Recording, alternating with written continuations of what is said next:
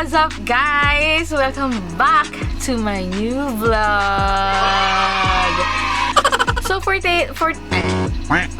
today's video, i-share ko naman sa inyo kung bakit ako umalis sa dati kong pinagtatrabahuan. Sa buhay kong ito, napaka-drama. Isa siya sa biggest decision din na nangyari. I choose between work or my daughter, no? Realization ko lang, sobrang bilib ako sa mga mother na napagsasabay nila yung trabaho nila.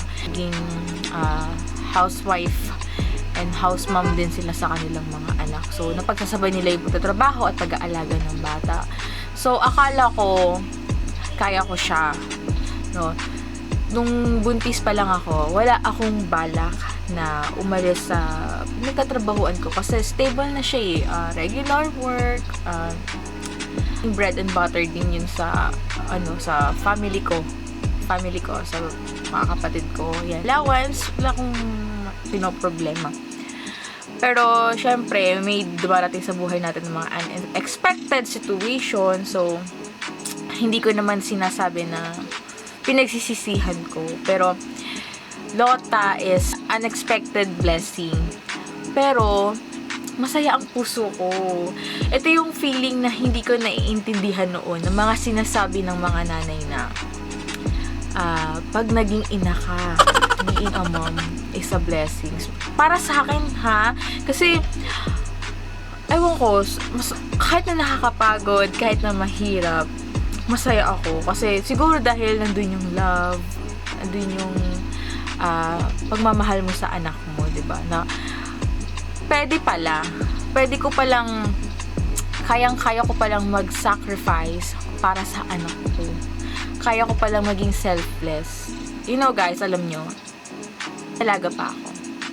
Lagi kong iniisip na pag yung asawa ko, hindi niya ako papayagan na magtrabaho. Gusto ko kasi working ako. Gusto ko working mom ako, career mom ako. Ayoko sa bahay lang, ayoko housewife lang. Hindi ko po sa nilalang lang yung housewife kasi isa talaga siya sa mahirap na trabaho. Iniisip ko nga dati na andito lang yung mama ko sa bahay, wala siyang ginagawa. Pero akala lang natin yun na walang ginagawa. Kasi being a house mom, grabe, 24/7 siya na trabaho. Wala po talagang day. Ngayon ko lang po nalaman na wala talaga siyang day off. Walang pahinga. So, sabi ko, ayokong sa bahay. Kasi gusto ko yung may self-development din ako, self-growth na ayoko na nasa bahay lang ako. Kasi feeling ko pag sa bahay lang ako parang walang, alam niyo yun, aminin natin yan sa bilang isang babae, parang walang development sa pagkatao natin na naghahanap din tayo. 8 months pa lang ako nabuntis, naghahanap na ako ng magiging yaya. Makasama ko sa bahay, sa 3rd floor kami So, nahihirapan na ako mag-akyat baba. Naghahanap na ako ng makasama ko sa bahay para sana pag mamamalengke, magluluto, pag may papabili ako, may iuutos ako, ganun. Pero, wala. So, may nangangako sa amin, pero nag-expect kami na ganitong date, darating daw. Hindi naman, hanggang sa nanganak na ako. Wala talaga ako nakuhang yaya, wala ako nakuhang kasama dito sa bahay. Okay lang, sige lang kahit ganito, kasi ganito pa naman yung balik ko, diba? Pag maternity leave, naka-maternity leave pa ako. So, okay lang po, ganyan, ganito pa naman po yung balik ko, ganyan. So, habang napapalapit na yung end ng maternity leave ko, ba't parang hindi pa rin ako nagkakaroon ng makakasama dito. Hindi natutuloy yung iba, hindi tumutuloy. Kasi yung balik ko, sabi ko, wala pa rin akong makuha. So, buti na lang yung boss ko, mabait siya. Shout out sa boss ko. Mabait siya talaga. Yung pag-intindihan, pag-unawa niya, ganun. Talagang nandoon. Nahihiya ako yung nahihiya kasi syempre may mga absent na ako, ganyan. Nung buntis pa lang ako, yung mga absent na ako kasi nahihirapan na ako. Much more na ito ngayon, nung may baby ako, nag-uusap kami nung husband ko na wala pa rin yaya si Lota. Ano gagawin natin? Kasi mag-aalaga. Natatakot kasi ako na ipagkatiwala sa tao na hindi ko man lang nakasama. Okay lang sana medyo may kamag-anak namin. Pero kung halimbawa na na ibang tao talaga nakasalamuma or nakasama sa bahay, natatakot ako iwanan yung baby ko. Kasi baka mamaya hindi mapatahan, mapikon sila, baka saktan, baby pa lang yun, baka kurutin, baka masampal. Nagiging gano'n na, nagiging paranoid mom na makasama ko ng 1 buwan, 2 buwan man lang sa bahay. Pero wala pa rin talaga. Parang ayokong i-rush na biglang iwanan ko yung anak ko. Tapos baka mamaya biglang kinidnap, ganyan. As in, natatakot talaga ako. Yung pinaka-final decision na talaga na ginawa is, kailangan mo nang mag-resign. Parang nang narinig ko yun, na naiyak ako. Kasi, alam niyo yun na pinaghirapan ko, I work hard for it. Pinaghirapan ko yung doon.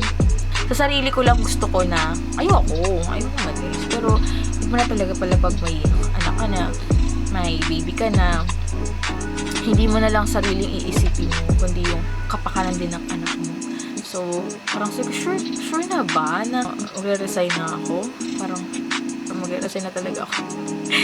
May kailangan ka talagang i-sacrifice. So, para sa akin, sige, andyan na naman yung career, andyan naman lang yung trabaho. Pero yung anak ko, minsan lang siya magiging ganun, baby, magiging bata. Yung nakikita ko yung paglaki niya, yung ganun. Hindi sa ayaw ko yung trabaho ko. Sobrang mahal ko yung trabaho ko talaga. As in, sobrang mahal ko yung trabaho ko. May time na aminado ako, naiinggit ako na, ay, buti ka pa, career woman. Parang ang sarap kasi sa feeling na career woman. Walang sala ko ng mga kung ano-ano, pabango, bag, sapatos. Nakakapagod pala dito sa bahay. Linis, alaga ng bata, pakain ng bata. So, ngayon, yung baby ko is 7 months na. Sa mga nakakapanood ng mga vlog ko dyan, sa mga nakakilala. Alam ko, kilala niya yung baby ko. Nina nandito. So, sabi ko kay na, baby, huwag ka muna maingay, mag-ano na si mom. So, yun, tawag siya ng tawag. So, sabi ko kung kailan ko sinabi, huwag muna maingay. Doon naman siya tumawag ng tumawag. So, itong vlogging, ginagawa ko na lang din na, na libangan, ganyan. So, malay natin, hindi natin masabi, di ba? Hindi natin masabi na kung ano man ang mangyayari, di ba? So, ayun lang, na naisip ko, nagpapasalamat talaga ako sa naging, pag-unawa nila sa akin. So, hindi naman ibig sabihin na inalisan ko na is ayoko na. So, ito na siya ngayon. Come here. Come here. Natutuwa siya. Come here, baby. Say hi to them. Hi!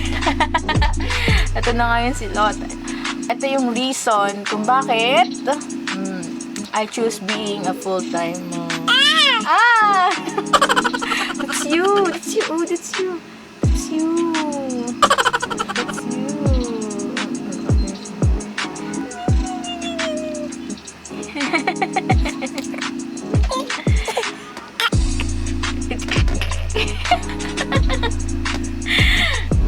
So, ayun lang guys. So, if ever na nagustuhan niyo pong content na to, please don't forget to like, share, and subscribe to this channel. And I'm willing po na basahin kung meron man kayong mga content suggestions. Just drop the... A few moments later. Take 2. Just comment down below. Ayun kasi. Nag-loading pa ako. So, yun, maraming salamat po sa lahat ng mga sumabaybay at sa mga naging new followers and subscribers. Pwede rin po kayong magpa-shoutout sa akin. Comment nyo lang din po yan dyan sa ating comment section. Maraming salamat po. Hanggang sa muli. Bye! 1, 2, 3. Kunyari, yung nag-iiyakan tayo. Iyakan kasi. Mag-iyakan.